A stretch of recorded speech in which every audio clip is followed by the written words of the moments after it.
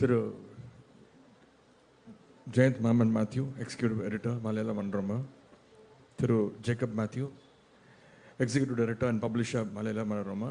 Thiru Daris Ahmed, IAS Secretary of Tamil Nadu Government.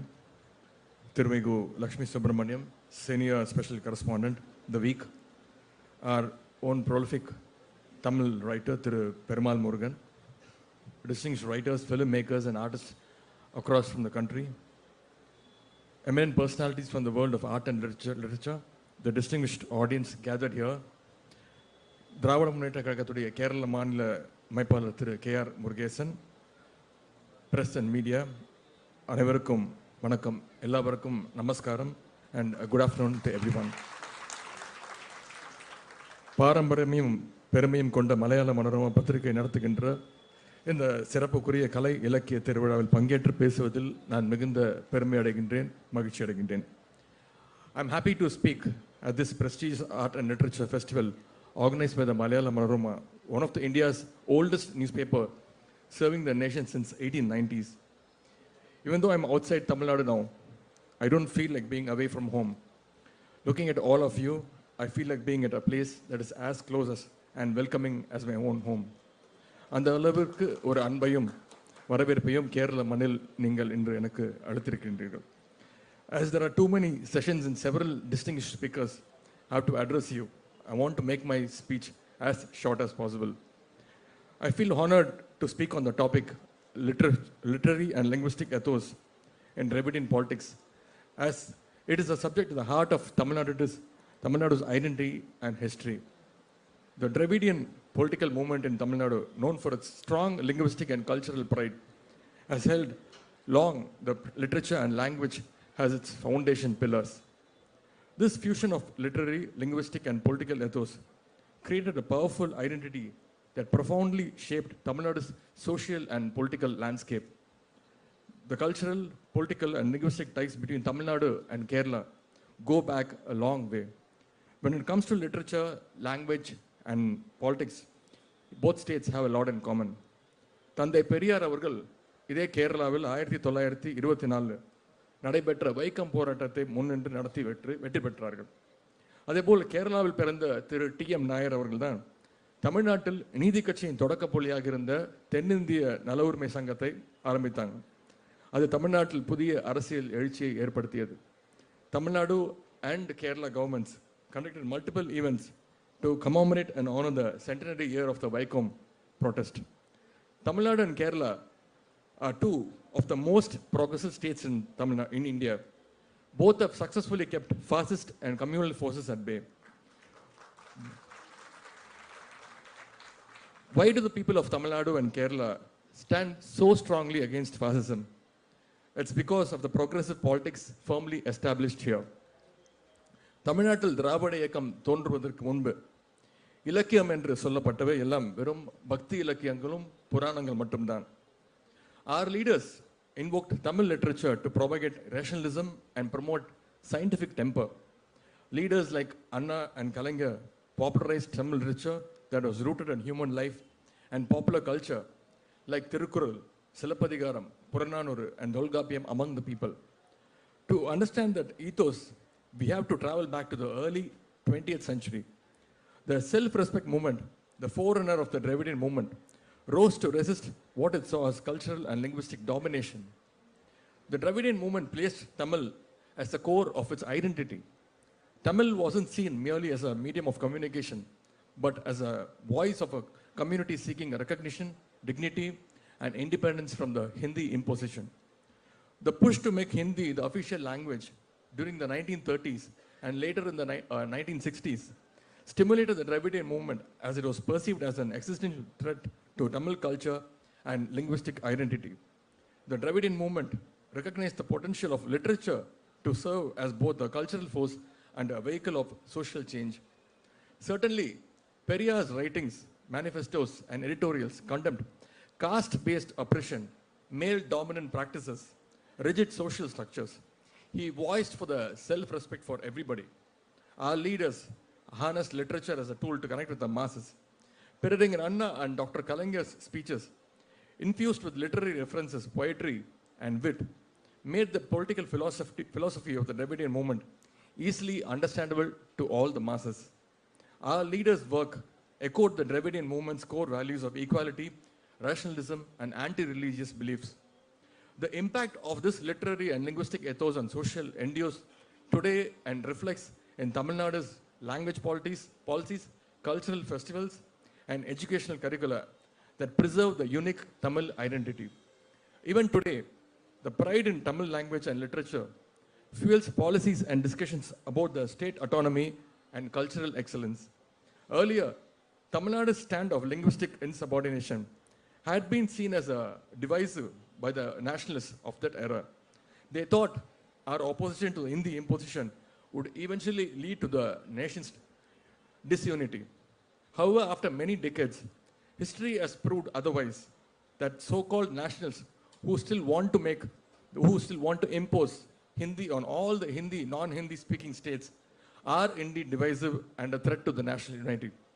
So I'm standing in front of you with a sense of pride that struggles carried out by the Dravidian movement in Tamil Nadu have in fact saved most of the Indian state languages from falling prey to the Hindi imposition. இன்றைக்கு இந்தியாவில் மாநில மொழிகள் உயிரோடு இருக்கிறது என்று சொன்னால் அதற்கு மிகப்பெரிய காரணம் நாங்கள் சார்ந்திருக்கக்கூடிய திராவிட இயக்கம் என்று சொல்லிக் கொள்வதில் நாங்கள் மிகுந்த பெருமை கொள்கின்றோம். The Dravidian movement also attempted to rationalize the Tamil language itself. Our leader, Periyar, questioned the gender-biased words in Tamil languages such as vidavai, which means a widow, and also the word bachari, which means prostitute. And Periyar asked what equivalent words were there to refer to a man who loses his wife and the one who visits a prostitute. Surprisingly, Periyar raised these issues when feminism has not even caught the imagination of the European societies. The Dravidian politics questioned all the pre-existing interpretations over Tamil literature, and it introduced fresh and progressive meanings.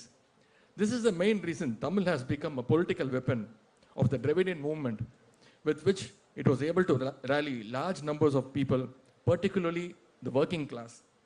As Dravidian leaders expanded the reach, Tamil cinema became an influential platform to amplify the Dravidian ideology. Before 1950s, Tamil cinema was heavily Sanskritized and released with anti-scientific themes. That era's cinematic language was accessible mainly to the upper caste and the affluent audiences. Downtrodden people watched cinema, but they hardly understood anything. It was the advent of the Dravidian movement that changed the situation. However, later, after the 1950s, cinema emerged as a dominant medium for political messaging, with movies delivering socially conscious narratives and dialogues that resonated with the masses. Dialogue writing became an art form through which the political ideals could be seamlessly woven into entertainment, achieving unprecedented reach among both the urban and the rural audiences. Peraringer Anna's movie, Velaikari, which means the servant maid, a drama that laid bare the injustice of caste and class, resonated with audiences and showcased Tamil literature's potential for societal transformation. Dr. Kalangar's famous movie, The Parasakti, reshaped the screen language of Tamil cinema world. Dr. Kalangar infused his screenplays with messages that challenged caste hierarchies, advocated for rationalism, and questioned traditional authority. His use of culturally resonant dialogues made the Dravidian ideology relatable and impactful, paving the way for political aspirations through the emotional power of cinema. Before entering politics, as you all know, I had a small stint in the Tamil film industry. The Tamil film industry is doing business with billions now. Similarly, we have a very thriving film industry in Kerala. In fact, I like most of the Malayalam films being made in the recent times. Likewise, Telugu and Kannada film industries are also performing very well. But think for a moment, does any other language in any North Indian state have spawned a vibrant film industry like in South India?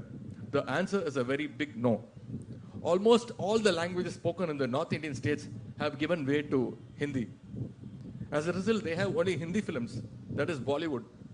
Mumbai is extensively producing only Hindi films now, not Marathi films, not Bhojpuri, not Bihari, Haryanvi, and Gujarati films industries. They receive far less attention compared to Bollywood and Hindi films. Sadly, many other states in North India do not even have their own film industry. If we fail to protect our language, then Hindi will take over our culture and erode our identities. அதனால்தான் திராவிட இயக்கம் ஹிந்தி திணிப்பை எதிர்த்ததே தவிர தனிப்பட்ட முறையில் ஹிந்தி என்கின்ற அந்த மொழி மீது எங்களுக்கு எந்த வெறுப்பும் கிடையாது. Let me present you with a situation in colonial Tamil Nadu a century ago. In the cultural domain, those who spoke Sanskrit were held in high regard in the society. Sanskrit denied equality, honor, and progress to the Tamil masses, especially to the lower caste, women, and the working class people. முன்னொரு காலத்தில் தமிழ்நாட்டில் கலாச்சார விஷயங்களில் சமஸ்கிருதம் பேசுவர்கள் தான் அதிக மரியாதை தரப்பட்டது. If someone wanted to become a doctor back then, they had to pass entrance exam in Sanskrit. Is there any connection between a medical exam and the language Sanskrit? A huge no. Just like NEET today prevents students from the rural, backward, and marginalized backgrounds, Sanskrit was once used as a barrier to keep many from studying medicine. It was the Justice Party that eventually removed this mandatory Sanskrit requirement for the medical admissions. In the 1920s, a Sanskrit professor at a Madras University received a monthly salary of rupees 200, while a professor in a Tamil department earned a salary of rupees 70 per month. I think you people might very well know which community would have benefited out of Sanskrit. A significant aspect of the Dravidian movement was its emphasis on the linguistic purity, or it's called a Tani Tamil Iyakam, a pure Tamil movement, which aimed to eliminate Sanskrit influences from Tamil. By consciously developing vocabulary that avoided Sanskrit roots, Dravidian leaders and intellectuals promoted a form of Tamil that reinforced Tamil Nadu's cultural autonomy. Thandai Periyar launched a vehement propaganda against the Sanskrit supremacy, which was forced upon the Tamil people in their ritual and cultural activities. However, at the same time, Thiru C. Rajagopalachari's government decided to introduce compulsory Hindi in the schools in the 1937. Periyar predicted that they were imposing Hindi first with the aim to bring in Sanskrit subsequently. Hence, Periyar announced agitation against the move to introduce Hindi in the schools. This protest started in 1937 and continued till 1940s. This protest succeeded in preventing Hindi imposition. This is famously called the first Tamil language struggle. தமிழ்நாட்டில் ஹிந்தி தீர்ப்புக்கு எதிராக 100க்கும் அதிகமானவர்கள் தங்களுடைய இன்னுயிரை நீத்தார்கள். அவருடைய தியாகத்தை போற்றும் வகையில் ஒவ்வொரு ஆண்டும் ஜனவரி 26ஆம் தேதி திராவிட முன்னேற்ற கழகத்தின் சார்பாக மொழிப்போர் தியாகிகள் தினம் பொதுக்கூட்டங்கள் ஒவ்வொரு ஆண்டும் நடத்தப்பட்டு வருகின்றன. மொழிப்போர் தியாகிகள் நினைவாக மணிமண்டங்கள் கழக அரசு கட்டியுள்ளது. அதேபோல் அவருடைய குடும்பத்தாருக்கு ஓய்வூதியம் வழங்கப்பட்டு வருகின்றது.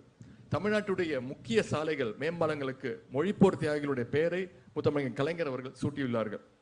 Even last month, Doordarshan's Tamil Nadu division, DD Tamil, hosted a Hindi month celebration. Our Tamil Nadu governor, Thiru R.N. Ravi, also participated in it. Our party, DMK's student wing, held an agitation before the DD Tamil office in Chennai. Our Dravidian model government's Honorable Chief Minister, Thiru Muthuvel Karunanidhi Stalin, came down heavily on the governor because the governor had the history of evading Dravidian ideologies. The DMK continued to champion the Tamil pride in the face of policies seen as a threat to the Tamil identity, such as the new education policy and initiatives for centralized education standards. These policies, such as the NEET, undermines Tamil Nadu's autonomy, leading Dravidian parties to reinforce the commitment to Tamil pride as both a cultural and political stance. The modern Dravidian ethos continues to invoke figures like Thiruvallur, the legendary Tamil poet, as symbols of the regional pride and cultural depth. However, the fascists steal our poets also by coloring them with saffron.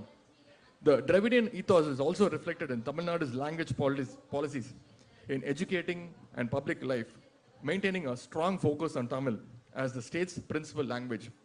All the political parties in Tamil Nadu, except the BJP, need to emphasize the two-language formula introduced by the DMK in order to survive in the Tamil Nadu political landscape. You may remember the Tamil Nadu Governor R.N. Ravi refusing to read the word Tamil Nadu in the State Assembly, and instead he used the word Tamilagam. However, our Honorable Chief Minister, he boldly passed a resolution inside the Assembly, rejecting what was read by the Governor and accepting what was originally written in the speech prepared by the Tamil Nadu government. This sentiment, this emotional bond with our language literary works will continue forever. The states of Kerala and Tamil Nadu have a deep love towards our culture. We both of us, face a threat from the BJP, which is trying to impose its vision of one nation, one election, one culture, one language, one food, one dress code, and one religion on us and all other Indian states.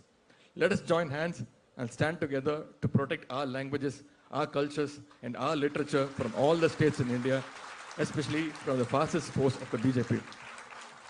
And I want to tell you that I still have the brick safely with me. And whenever the union government is allotting the fund, I'm ready to give it to the government. And in conclusion, I'm proud to say that I come from this Dravidian legacy. I represent the idea of Dravidian life, and I will do it till the end of my life, whether we are in the power or not. Thank you for this opportunity. Nandri, Vanakkam.